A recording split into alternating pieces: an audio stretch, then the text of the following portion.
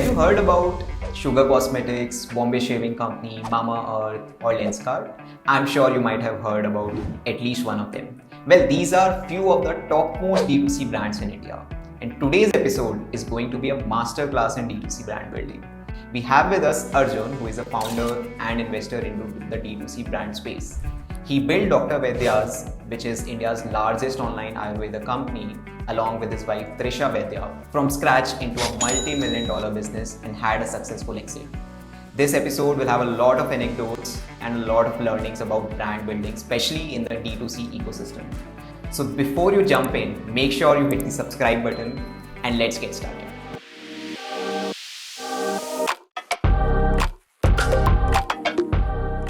Welcome, Arjun. Pleasure having you on the show today. Thank you. Thanks, Vaibhav, for having me. Cool. So, Arjun, before we even start and deep dive into our discussion around entrepreneurship, around Dr. Vaidya's has been one of the most successful D2C brands of India already, all because of you. Why don't you start by just introducing this term D2C and going a bit deep on that for people who don't know, right? Just the basics of what a D2C brand stands for. Yeah, I think, look, D2C now everybody's talking about it, right? I see so many posts on LinkedIn. I see so many seminars, so many courses, all of those things. In 2017, when we pivoted to D2C, it was called online only at that time, right? We were a digital first online only brand and people thought like that's a terrible idea, right? Like, why would you have a digital only, online only brand? And things have changed now. And I'm so excited to see so many D2C brands and all of those things happening, right? But what is D2C? Right? D2C is direct to consumer. That everybody knows, right? Why is D2C exciting is what I'll tell you about, right? And I have a podcast of this and I lived it through my experience at Dr. Vaidya's as well. The biggest success of Dr. Vaidya's was we did 1.5 million orders on our website, which was fine. That was great. Amazing. Across 16,500 pin codes in India. People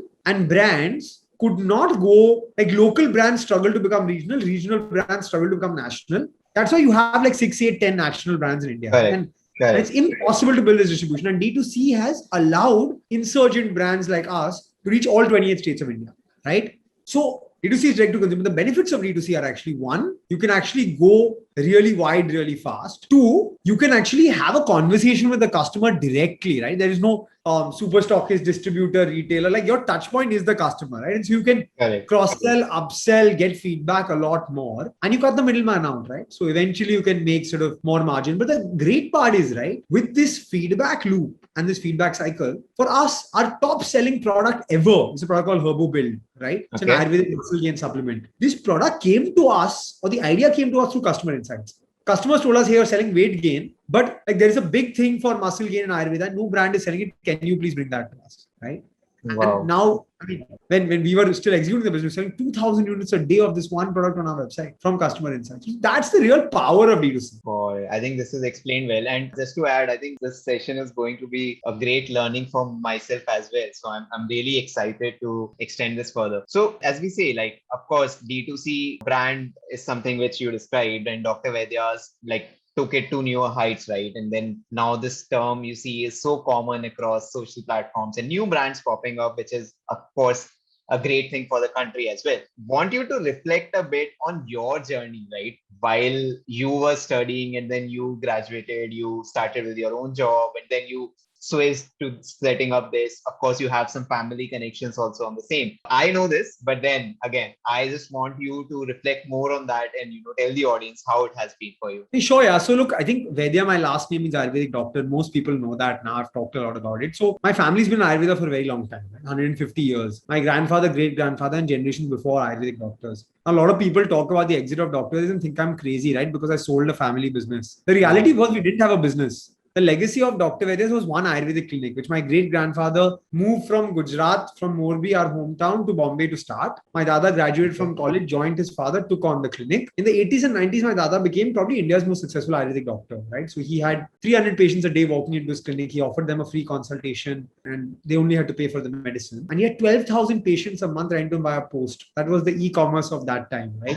Postal commerce. My dad wanted to start a business out of our family legacy in the late 80s, early 90s when he graduated from college. But doctors and businessmen don't see eye to eye. My dad wanted to build a FMCG brand, but my dada didn't understand why he had to spend on marketing. Yeah. And so eventually my dad went his own way and he started what is actually my family business now in the jewelry and watch space. But I grew up with asthma, right? So I grew up with juvenile bronchitis. I grew up with pumps, nebulizers, inhalers, steroids. I was removed from the cricket field when I was 7 years old, right? I went to play cricket at Hindu Gymkhana in Bombay when I was 5 years old. And by 7, my dada moved me off the cricket field because there was too much dust on the cricket field and dust aggravated my asthma. So I was the only kid playing golf and squash at age 7, right? And imagine a kid trying to go and play golf at age 7 and just hitting the ground like 100 times before one ball went a little bit far.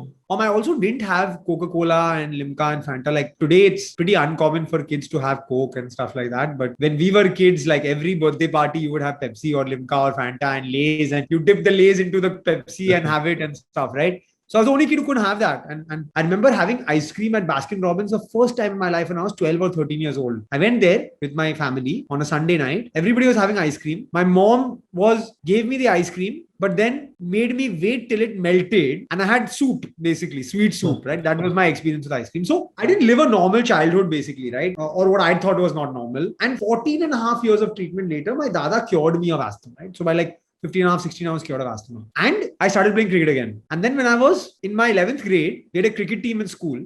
And look, I went to an IB school. There were only 45, 50 guys, out of which only 20 were interested in playing cricket, out of which only 12, 13 came to practice, out of which only 1, 2 of us went to every practice. And so I was made captain of the school cricket team. Not because I was the best, but because I was the most regular at practice and the most enthusiastic. But for me, that was really important, right? Like Ayurveda allowed me to play cricket and I became the captain of my school cricket team. That was for me a pivotal moment in my life. Like, yes, amazing. I'm captain now. So I started thinking that this is more than just family legacy. It's changed my life. Right? Ayurveda. And yeah, from then on, basically, I was super interested in Ayurveda. I spent a lot of time with my grandfather. I transcribed our family formulations from the scriptures to the computer. I went to the US for my undergrad in 2009 when I was 17 and a half. In the US, I saw something really cool happen, right? I saw the move toward natural organic products. I saw yoga being repackaged, right? Yep. Yoga mats, yoga gyms, yoga apparel, Lululemon, multi-billion-dollar industry in the US. And I was thinking to myself, like, there's something missing here, right? Like, we are Indians, but they have taken this, repackaged it and sold it back to us. That doesn't make sense, right? We have to be the ones who are sort of taking this forward. And so I left with that sort of thought process in my mind, came back to India. I worked 3 years in private equity at a fund called L Capital, investing in consumer brands. Spent a lot of time understanding the Indian consumer, spent a lot of time seeing the changes in the Indian consumer, right? So I grew up in India, which was obsessed with imported products. I remember my 11th birthday, I was gifted a Japanese electronic sharpener from a store that only sold imported products because what was imported was considered good and what was Indian was considered substandard, right? So that was changing. We were happy to consume quintessentially Indian brands, happy about our legacy, right? We were also sort of excited with Ayurveda, right? Ayurveda was changing. Government changed, Ministry of Ayush was created, HUL relaunched Ayush, Colgate launched a herbal toothpaste, Patanjali revolution was happening. So all of this was happening as well. And I got to work in the early stage of e-commerce as well, right? Myntra, Jabong, Pepperfry, Bluestone, Zivame, all of these businesses were being created in 2013-14. And I was the youngest member of my team at that time, right? In private equity. So I got to work on e-commerce. So I saw all of these things happening. And I thought to myself, like, there is something I need to do here. And unfortunately, my dada passed, right? And so we had this rich legacy. We had these formulations. I had a promise I'd made to him at some point in my life. And all just came together and I quit my job in sort of mid 2016. And I set off to create this brand. Yeah, that's the backstory behind Dr. Vaidya's. Interesting. I think like this is very authentic in a way where your journey comes out not only because of the sheer intent of doing something in commerce, but also because you have experienced something personally, right? And that impact, like of starting something, of starting a business, or any entrepreneur would want, right, is always to create impact. And because you have experienced something, so the problem was very real with you. The impact was very real with you. I think that is one of the best parts of this, right? And how was it like starting Dr. Vaidya's? Like you were alone or you started with your family? Who all were there and so on? So I started alone and started in October 2016. Officially launched products. Live It Up Hangover Shield, it's an Ayurvedic hangover product, and Herbo Fit, which is the goodness of Chyawanprash in a capsule. We launched 2 products. Think about 2016 now, right? We talk about D2C and all of that. There was no D2C then. There was no online brands then. Right. So I launched offline in Jan 2017. I failed miserably in 3 months. So I put 10 lakhs of stock into the market, signed on 6 distributors, had 22 offline sales reps, and basically got 9 lakhs worth of the 10 lakhs of goods back in 3 months. Biggest failure of my life till then. I went to a good school, good college, had a good job out of college. Then I had this, right? I'd never experienced a failure like this. But I was fortunate to be able to sort of sit back and reflect. And I said, hey, look, I don't have the experience. I don't have the expertise in offline. I don't have the money. And nobody knows me in offline. Right? Dabur, Patanjali, Imami, Vaidyanath, Zandu, they're all offline. So where is there white space? There's white space online. My wife was my girlfriend at the time. She was at Goldman in the UK. She moved back to India. She worked at the early team at Nykaa, like first 20 folks, founding team of Nykaa. Oh, And she great. saw what was happening in online. Right? She would have seen Nykaa grow from like 20, 30 orders to like 5,000, 10,000 orders a day. And she said, look, that's totally possible for anyone, right? Like we have to do that. So I said, look, I don't know it. So can you come along? And she agreed. Our parents didn't agree. So we got engaged. And after we got engaged, she joined the business. So mid 2017, Trisha joined the business. And November 2017, we launched drvaidyas.com and launched another 27 products. So then 29 products. That's the sort of journey of how we got going with the online business. And how was this like innovation of products happening? Like you scaled from 2 to 27 products. Of course, not every product you launch works also, right? But then how was the thesis being prepared? Like, was it something which was coming from your family's learnings, or you were doing some extensive market research, maybe with help of other folks to find out, okay, what is eventually required? What was your go-to strategy there? Yeah, look, I think reality is that there was not much product innovation, right? I had 110 formulations that I inherited from my grandfather. I was just picking and choosing which ones to launch. We did do a lot of work on marketing, form factor, and education and the way the product is presented. But the formulations themselves were all present with us.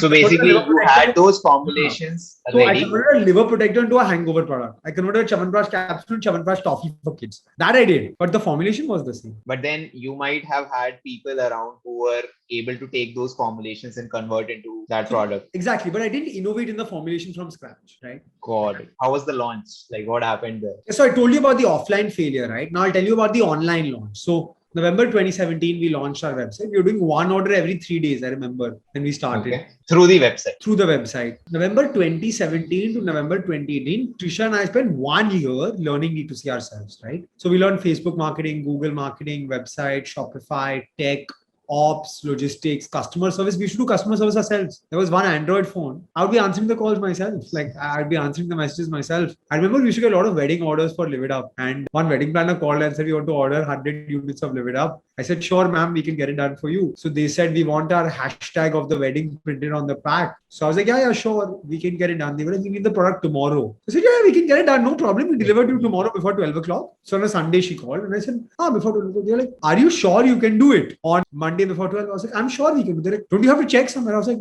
no, I'm the founder of the company. Like, I can definitely get it done. They're like, sure, the founder of the company is picking up the customer care number and answering the phone. Well, that's how it is. Yeah. So we learned deeply how to build the business. And see, we had the good fortune of time as well then, right? Because D2C wasn't that hot today. Like you cannot take 1 year to learn how to do the business. Then we could learn. And so we scaled from 1 order every 3 days to 50 orders a day till November 2018. And now today 50 orders a day is not no great shakes, right? But November 2018, 50 orders a day on a single branded website doing Ayurvedic products, that was a big deal, man. It was like a huge deal. People are like super pumped about it. So that was sort of the learning period. And look, it was very difficult for us to learn from scratch. We got sort of duped, we got cheated, we failed like 100 times along the way. But our biggest success was after we learned D2C ourselves, right? Nobody could cheat us because we knew like our Facebook campaign was running wrongly. We could go back in the backend and change the campaign and optimize the campaign ourselves. Not that we did it the rest of our time, right? Once we hyperscale the business, we didn't do it, but we knew everything, right? So today, if a founder comes to me and says, my conversion rate is 1% for a health and wellness business on my website, I'll be like, there is something wrong there. This is the benchmark. This is what you need to do. Check your funnels and do this, right? So we are lucky to be able to learn all of this ourselves in 1 year. And from there, we hyperscale the business. Got it. And I think 2018 to 2020, you went into like extensive scaling, right? Absolutely. How was your team size changing?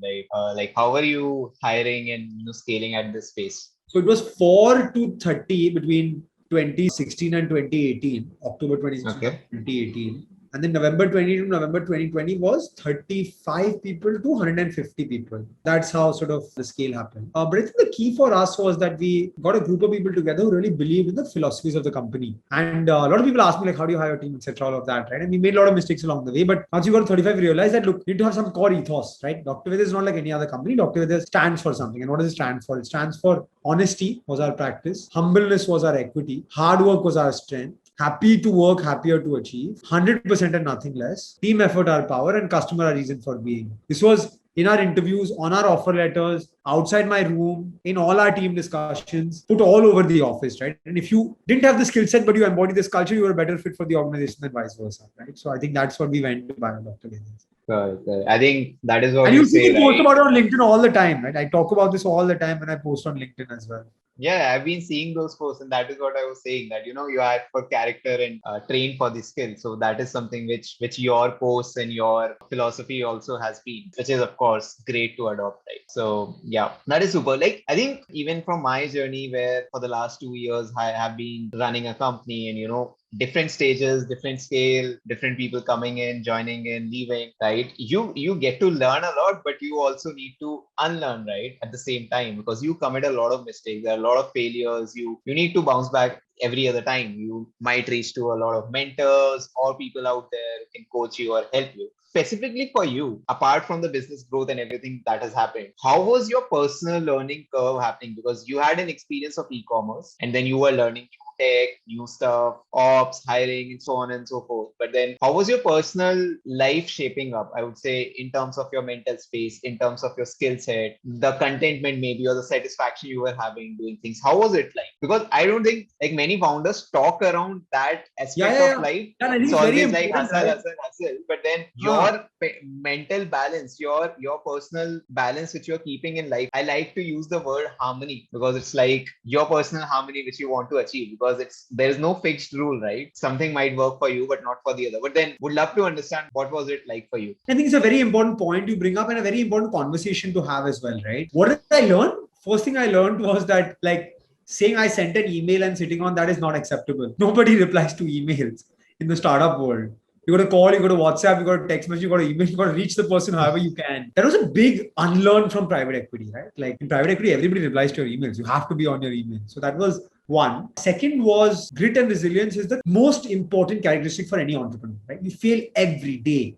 People think, acha, ban gaya Dr. Vaidya. So towards the end, it was all rocking and all hunky dory and all. No. When you scale down from 50 orders a day to 40 orders a day, it's okay. When you scale down from 5,000 orders a day to 4,000 orders a day, mountains are moving, right? Your whole company becomes totally unprofitable and your business model changes if you lose 20% at that scale, right? So grit and resilience and sort of like getting up from those failures more and more and more, that's the most important skill of any entrepreneur, right? And people ask me like, what are the characteristics you need for an entrepreneur? I was like, nothing except being able to fight through the tough times. Nothing is impossible, right? Like if you ask someone in 2016, can an e-commerce only company or an e-commerce first company doing 50 crores a month, which Mamavat and Wow and all are doing, right? And both are doing, people would have laughed, right? It happened. And so nothing is impossible for me. Nothing. If you asked me in 2013, would a business like Airblack exist? I would have said chance hi nahi, right? Impossible. Like the idea only seems so random and impossible, right? In 2013. Look at it today, right? So nothing is impossible. It's another one. You can't do it alone. As young founders, you want to do everything yourself, right? Because you think you're the best to do it. But the reality is without a team, you're nothing, because you can work 16 hours a day. But for how long can you work 16 hours a day, Correct. right? 1 year, 2 years, that's it. Then you get burnt out, right? So you need a team to do it along with you. And the last one is, right, this is specifically for young people. Startup is not a side hustle. It just cannot be a side hustle. Lifestyle business, hobby can be a side hustle. But you cannot say I'm working my full-time job and I'm doing this on the side. And when the side hustle becomes big, I'll quit my job. Nahi hota. It will not become really big until you quit your job, right? So that's my few learnings. I think the last one would be burnout is real and it's not talked about enough. I put a LinkedIn post about this very recently, and we got to accept it, and we got to do what we can to refresh and rejuvenate to get back to executing, because our mind is constantly working. Right? I Correct. remember, like at Dr. Vaidya's, my wife used to say that in the middle of the night you're talking about ROI, ROAS, all of this stuff, right? And then like now, fine, we sold the company and we were more chill. And now she's really active on the angel side, and she's an advisor to Rucam, which is an early stage fund, and she's an advisor to Global Bees, which is a Thrasio team. Plus, she's like talking to 30 companies a week from the angel investing side. So one night I was up late and I was watching some cricket highlights and stuff like that. And Trisha was asleep. And in her sleep, she's saying, "What's the deal size?" And I was like, "Dude, are you awake? Or are you asleep?" And she was saying, "What's the deal size?" Right? So I think founder burnout is real, and we got to, like, as founders, we got to help founders in the ecosystem, but also as someone who's running a business, doing something, you got to accept that you got to step back sometimes. Right? You got to take a holiday, you got to take a break, you got to go for a run, you got to do your hobbies, you got to speak to friends, you got to spend time outside of work. Awesome. I agree to that in bits and pieces. But yeah, here and there, I am also on the same page, like aligned with most of what you said. Right. And I think like you mentioned about the doing something right for yourself. This is not something which is very often talked about from your personal life where you were facing challenges. So maybe some like the experiences which you told, but then is there something which you would want to talk about where you were literally blocked or you faced that, okay, nahi yaar, matlab ye to ho hi gaya, matlab abhi to nahi chal raha hai aage, I need to take a step back, or you are not motivated enough and then you need to, reboot or something like that. So this was the concern.